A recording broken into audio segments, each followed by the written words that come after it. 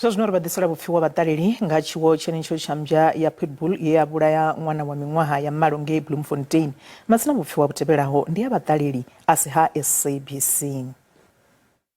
Na nṋe ndi ima na khuwelelo iyo ya uri mmbwa idzo dza pitbull singo tsha fuwiwa hafha mahayani ngauri mmbwa idzo dzi khombo vhukuma, a si mmbwa dzine khamusi dza tea uri dzi dzule na vhathu. Ndi tshi ri na muya hoyo ṅwana we ya muluma a fhedza khou ri sia muya wawe u eḓele nga mulalo. Ndi mafhungo avhuḓi nga maanḓa, ndo sedza uri hedzi mmbwa dzi khou fhedza vhathu, ho no ṱuwa vhathu vhanzhi nga ndavha hedzi mmbwa, ende vhunzhi ha vhathu vha khou dzi fuwa vha sa dzi ḓivhi zwa uri dzi tshilisa hani, vha khou sokou tou nga tshithu khulwane vha dzhie. Nṋe ndi ri hedzo nngwa kha dzi eledza ngauri ndi nngwa dzine dza vha uri dzi tonga dzi khou dzi khou fhedza tshitshavha ngauri ndi nngwa dzine dza ri dzo biridiwa dza sala dzi tshi khou tonga ndi ndau. Tshi lavhelese ḽi fhungo ḽa hei mmbwa ya pitbull ndi khou pfha amasina mbilu vhukuma kha zwo iteaho ngei Bloemfontein.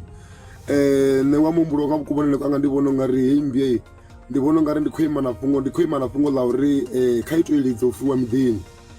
A mafhungo a shavha uri hu nga ḓi dovha itea zwiwo zwingo sa zwezwi ngauri ri khou amba nga nngwa ine ya vha uri i khombo vhukuma, ri khou amba nga nngwa ine ya fara tshithu a i litshedzi, ri khou amba nga nngwa ine ina swili vhukuma, ina swili iḽa ine na musi yo fara tshithu musi ni tshi rwa ni vha ni khou tou i ṋaṋisa uri i tou ṋaṋa u fara i tshi ya phanḓa, a i litshedzi.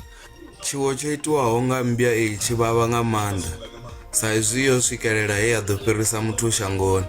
Nṋe ndi vhona ungari muhumbulo hoyo wa uri mmbwa edzo dzi iledziwe ndi muhumbulo wavhuḓi, ndo sedza uri ni dzi khou fhedza dzi tshi khou tshinyadza lushaka khezwi ṅwana wa vhathu o ri sia nga mmbwa ye muṅwe muthu a tou fuwa. Ndi vhona ungari ni a vha si mafhungo avhuḓi na luthihi, zwino nṋe ndi khou ima na hoyo muhumbulo wa uri dzi iledziwe.